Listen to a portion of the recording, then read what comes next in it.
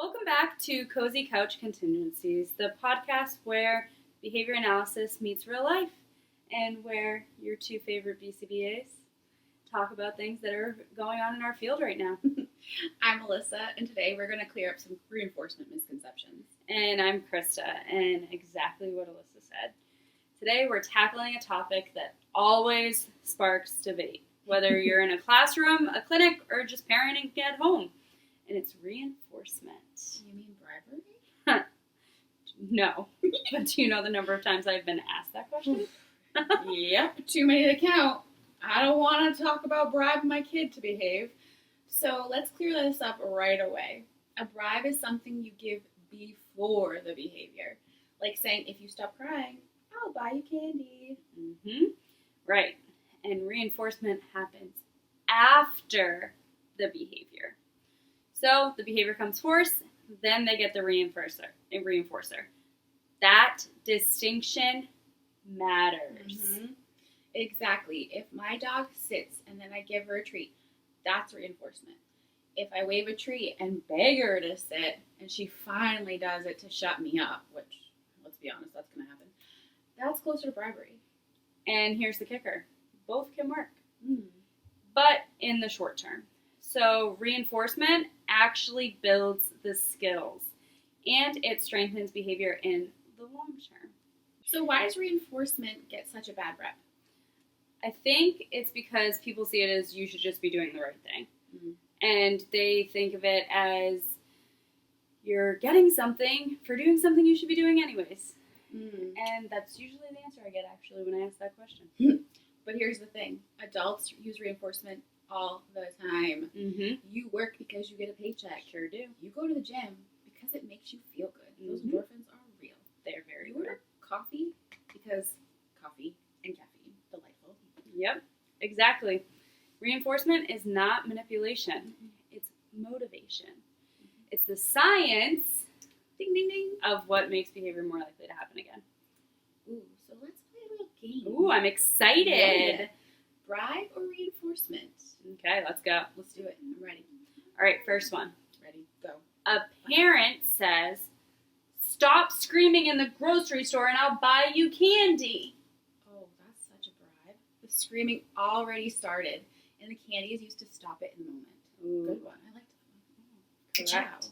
You got it right. Yay me. Now, what about this?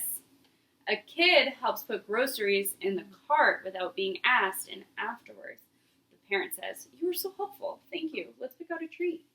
Reinforcement all the way. Helping came first, then the reward. You are correct. Look at you. Passing that BCBA exam, Melissa. Heck yeah. Okay, my turn. All right. A boss says, if you stay late and finish the project, I'll treat you to lunch tomorrow. Ooh. All right, so this one's a little bit harder. I know, I threw it a wrench for you. I know, you really did. Got you. Because the offer comes before the behavior. Mm. So, that is technically a contingency contract, which I love a good behavior contract. Heck yeah. But it can still function as reinforcement if the person does the task first and then the lunch happens. Right. Context matters. It sure does.